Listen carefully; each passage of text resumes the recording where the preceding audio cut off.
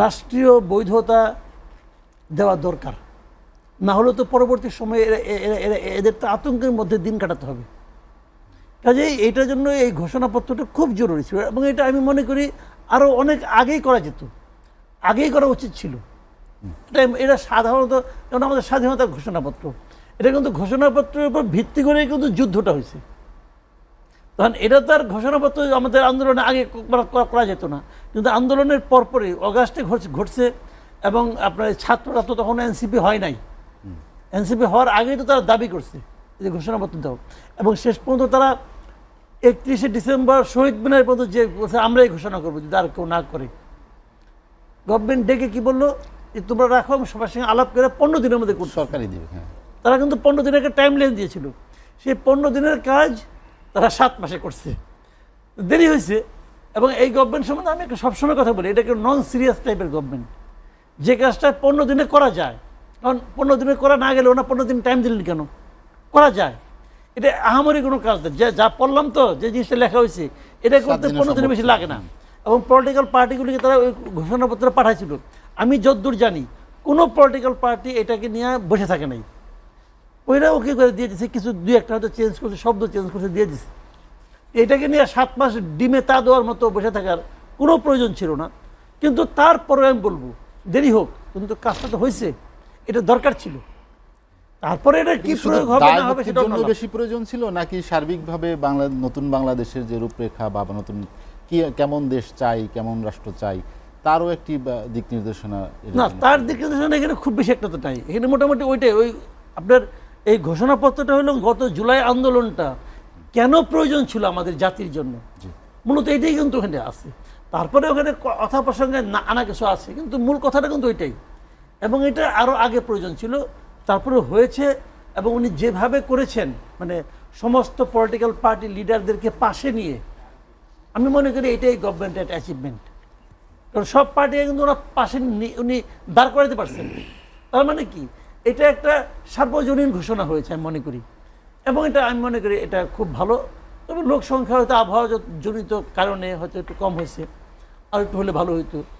যাদের মূলত দাবি ছিল তারা আবার বেড়াতে গেছিল কক্সবাজারে, না গেলেই পারছে, সেটি কেন তাদের থাকা উচিত ছিল আমি মনে করি। সেটি নিয়ে নানা গুঞ্জন, যে সেখানে কি গুঞ্জন টুঞ্জন যাই হোক, সেই আলোচনা আমি যাবো না, কিন্তু আমার কথা হলো কি ফিজিক্যালি ওনারা এখানে থাকা উচিত ছিল।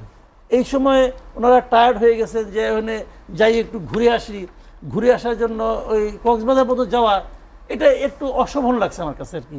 যে এই আজকের দিনে ওই ঘোরাঘুরি 2 দিন আগে করতেন, আজকের দিনে মেইন 4 জন লোকই ওখানে চলে গেলেন ঘুরতে, 11টার সময় গেলেন, 3:30টার সময় চলে আসলেন, 5 স্টার হোটেলে থাকলেন। এইটা ভাই আমাদের জন্য, আমার কাছে এটা অশোভন লাগছে আর কি, দরকার ছিল না। কারণ আজকের দিনে এখানে যে ছেলেটা বলেছিল হাসনাত আব্দুল্লাহ, যে আজকেই করতে হবে, নাও আর নেভার কি যেন বলছিল উনি, 31 ডিসেম্বরের কথা। হ্যাঁ, তাকে তো আমি দেখতে চেয়েছিলাম, কারণ তার তো একটা ইমেজ আছে, একটা মানে একটা খুব মানে কি বলবো আপনাকে, মানে সিরিয়াস একটা ইমেজ কিন্তু তার আছে। তো এখন তাকে তো এই মাঠে তাকে আমি দেখতে পাইনি, এটা আমার জন্য মানে আমি এটা চাই নাই। তারপরেও সব কিছু বাদ দেন আপনি, সব কিছু মিলাইয়া আমি মনে করি এটা একটা ভালো কাজ। শেখ হাসিনা যখন তার সংবিধানের মধ্যে নিজের মতো করে বানিয়ে কিছু কিছু ধারাকে কখনোই চেঞ্জ করে যাবে না, দেওয়া যাবে না বললো, তো ওগুলি কি ওইটা কি চেঞ্জ করছে? চেঞ্জ করে না, মানে কেউ মানে না। আজকে দেখলাম এক জায়গায় কোন প্রধান শিক্ষিকার মাথার পেছনে বঙ্গবন্ধু শেখ মুজিবের ছবি আছে, ওনার চাকরি চলে গেছে। যে চাকরি খাইছে সেই তো সংবিধান বিরোধী কাজ করছে, সে তো সংবিধান মাইনে রাখছে পিছনে ছবি, ওই সংবিধানকে বাতিল করছে? কয় নাই তো।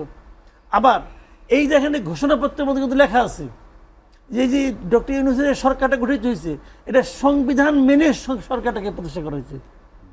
এই সরকারটাকে গঠন করা হয়েছে সংবিধানটাকে মেনে, বলছে তো সংবিধান মেনে হইতে প্রতিষ্ঠা করা হয়ে থাকে, তো সংবিধান মানতেছে কেউ? বিষয়টা হলো জানেন, এটা হলো সবের সময়ের প্রয়োজনে হয়েছে, করতেছে। সংবিধান কোথাও লেখা আছে যে প্রধানমন্ত্রীর বোন তার মতোই প্রোটোকল পাবে? লেখা আছে? শেখ রেহানা পাইতো না? বাংলাদেশের আইজি নিয়োগ করতো শেখ রেহানা, এটা সবাই জানে। টাকা দিয়ে আসতো, সে আইজিটা ছিল তার, সে আইজি নিয়োগ করবে। তো এটা কোথেকে এলো রে ভাই? সবচেয়ে বড় কথা হলো কি, আপনার হাতে ক্ষমতা আছে, পাওয়ার আছে, বন্দুক আছে, তো আপনি সে কিসের সংবিধান কিসের মানলাম না, আপনি কি করবেন? তো এখন এরপরে কে আসবে? না সেই সংখ্যাটাই কিনা যে পরবর্তীতে সব ধরনের সব ধরনের প্রোটেকশন দেওয়ার ছিল। কি হয়েছে? হয়েছে কিছু? আর এইটা নিয়ে কি দেশের মানুষ খুব আনহ্যাপি? আনহ্যাপি হতো না কেউ, খুব আনহ্যাপি কেউ দায়ী করতে পারবেন যে সংবিধানে এটা নাই, তোমরা কেন করতেছো, অতএব আমি খুব দুঃখ পাইছি? আছে অন্তর্বর্তীকালীন সরকার সংবিধানে আছে? নেই। নাই তো রে ভাই। কাজে এইগুলি শুনেন, মানে বিষয়টা হলো কি যে মানুষ কি চায়, জনগণ কি চায়। যখন ডক্টর ইউনূসকে যদি যখন তত্ত্বাবধায়ক মানে অন্তর্বর্তীকালীন সরকার প্রধান বানালো, তখন যে এইদিকে বঙ্গভবনের সামনে যে বলতো এই সংবিধানে এটা নাই, তাকে কেন বানানো হলো, ওখান থেকে সংবিধান নিয়ে আসতে পারতো না, একলা আসতে পারতো না, মানে পিটিয়ে মেরে ফেলেন। তো হিসাবগুলি হলো ওইভাবে। মোট কথা হলো যে মানুষ কি চায়। যখন আপনি মানুষের সঙ্গে থাকবেন তখন কি, আমি আবার একটা এক্সাম্পল দিয়ে বলি আপনাকে। এই যে বললাম না যে একটা আইনগত বৈধতা, একটা সাংবিধানিক বৈধতা থাকা দরকার, বললাম তো, এইটাই কি রক্ষা কবচ?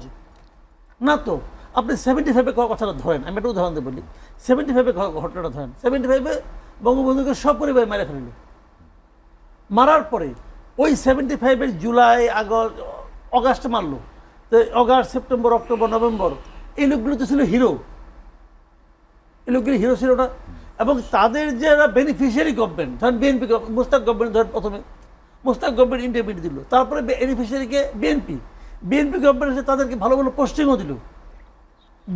তার মানে বিএনপি তাদের উপর ক্ষিপ্ত হয় নাই, তাদের বিচারও করতে চায় নাই, হয়ে গেল। তাহলে এরপরে এটা কি ওই লোকগুলিকে বাঁচাতে পারছে? যখন কর্নেল ফারুককে যখন ফাঁসি দেওয়া হয় তখন বিএনপিকে এটা নিন্দা করছে, করে নাই তোরে ভাই। আচ্ছা তাহলে এখন দেখেন সমস্যাটা কি। বিএনপি ওরা কিন্তু একটা পার্টিও করছিল, ফ্রিডম পার্টি, এরশাদের সময় ছিল। এমনকি যখন তাকে কর্নেল ফারুককে ফাঁসি দিল তোর ফ্রিডম পার্টিকে একটা মিছিল করছে, করে নাই তো। বিষয়টা হলো কি, ফ্রিডম পার্টি যেটা হয়েছিল তখন তো আমরা সাংবাদিকতা করি, সব মনে আছে আমাদের। ফ্রিডম পার্টির শুরুর দিকে কি দাপট, ওদের একটা পত্রিকাও ছিল দৈনিক মিল্লাত নামে। এবং মিল্লাত কি চলতো, মানে দাপটের পত্রিকা কিন্তু। তো এখন তারা কেউ কিন্তু ফিরাইতে পারলো না কেন? পারলো না এই কারণে ওই পার্টিটা যদি জনসম্পৃক্ত একটা পার্টি হইতো তাহলে কিন্তু কোনো সমস্যা ছিল না। ওই পার্টির জনগণই তাদের ফিরাইতো। আপনি দেখেন গত 15 বছরে আওয়ামী লীগ বলে নাই যে বিএনপি একটা সন্ত্রাসী দল, বলে নাই। শেখ হাসিনা তো বলছে যে জিয়াউর রহমান পাকিস্তানের চর ছিল, বলছে তো, কত কিছু বলছে। পারলে দলটা পিঠে বেড়ে ফেলায়, সব ধরনের বিশেষণই দিয়েছে। বিএনপিকে শেষ করতে পারছে? পারে নাই। জামাতকে শেষ দিয়ে একটা অর্ডার করছে, কিন্তু জামাতকে নিষিদ্ধ করতে পারছে? পারে নাই। কেন পায় নাই বলেন? পায় নাই হলে এই কারণে এই পার্টিগুলো জনগণের মধ্যে ছিল, এই পার্টিগুলিকে জনগণ প্রোটেকশন দিছে। কাজে যখন প্রোটেকশনের দরকার হয় তখন ওই সংবিধানের আইন দেয় না, জনগণ দেয়। That is the point. যে জনগণের মধ্যে আপনি থাকেন তাহলে আপনার জন্য কিচ্ছু লাগবে না, জনগণই আপনাকে বাঁচাবো। তো এই জন্যই আমি বলি সবাইকে যে ভাই জনগণের কাছে যাওয়ার চেষ্টা করো, জনগণ থেকে দূরে থাকো না। জনগণ যেন তোমাকে মনে করে যে তুমি তার লোক, তাহলে সে তোমাকে রক্ষা করবে। আমরা জাতির উদ্দেশ্যে মানে যার কাছে আপনি জিজ্ঞেস করেন নির্বাচন, সবারই কিন্তু এক ধরনের সংখ্যা থাকে। এখনো কিন্তু অনেকে বলে যে না, আমি এখন আর সংখ্যা করি না, আমি কতগুলি কথা বলি আপনাকে। কতদিন দেখেন যে জুন মাসের 6 তারিখে মানে ঈদের আগের দিন ডক্টর ইউনূস বলছিল উনি এপ্রিলে ইলেকশন দিবেন।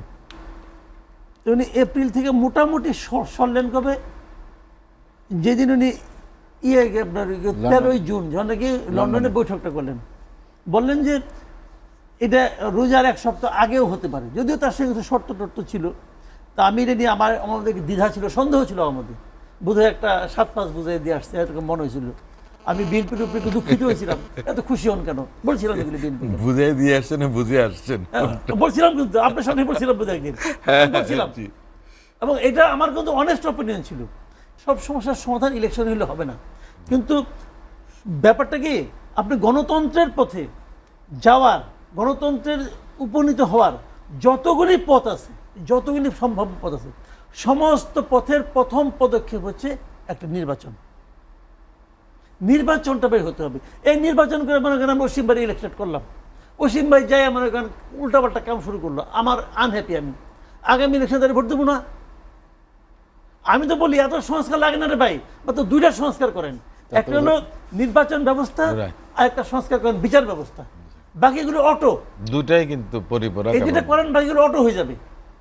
কিন্তু আমাদের তো ইলেকশন সিস্টেমটা কি, এটা কি ইলেকশন যে কি জিনিস সেটা অনেকে বুঝেও না।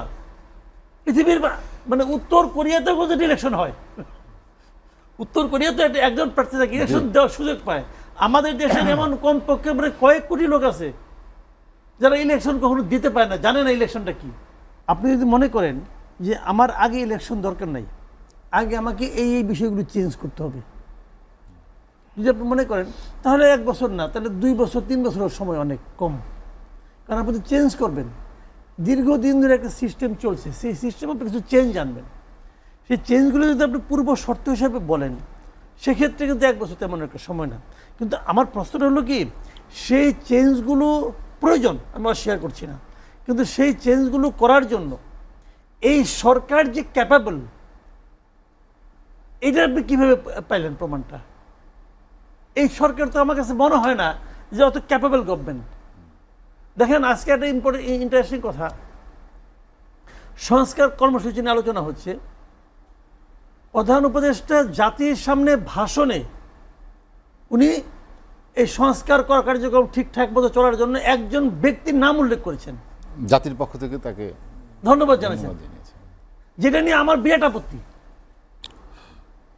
তো উনি কি মানে উনি এই লোকটাকে এন্ডোর্স করতেছেন আর কি, যে he is the fittest person. তো আমি যদি বলি যে উনি না থেকে আরেকজন থাকলে হয়তো আরো ভালো হতো, প্রমাণটা কত? ওনার কাছে এটি বেস্ট, কারণ ওনার দেখার দৃষ্টিটাও এরকমই, এটা আমি মনে করি পার্সোনালি। তো এখন এই জায়গাটা হলো কি, আমি অনেক সংস্কার চাই, কিন্তু এরা কি সেই সংস্কারের জন্য যোগ্য ব্যক্তি? এটাই মনে করি না। দেখেন আমি আরেকটা কথা বলি, সংস্কার জিনিসটা কি, আপনি একজন রিক্সাওয়ালাকে জিজ্ঞেস করেন, এই সংস্কার বুঝে না। উদাহরণ দিয়ে দেখাইতে হয় যে গত 1 বছরে এই সরকার কি তারা যেভাবে দেশটা চালাইছে, এর মধ্যে কি এমন একটা এক্সাম্পল তৈরি করতে পারছে, যে এক্সাম্পলটা দেখে আমি রিক্সাওয়ালাকে বলতে পারি যে তুমি যে সংস্কার বুঝো না, দেখো সরকার এই কাজটা কি সুন্দর করতেছে না? হ্যাঁ সুন্দর করতেছে, এইটাই সংস্কার।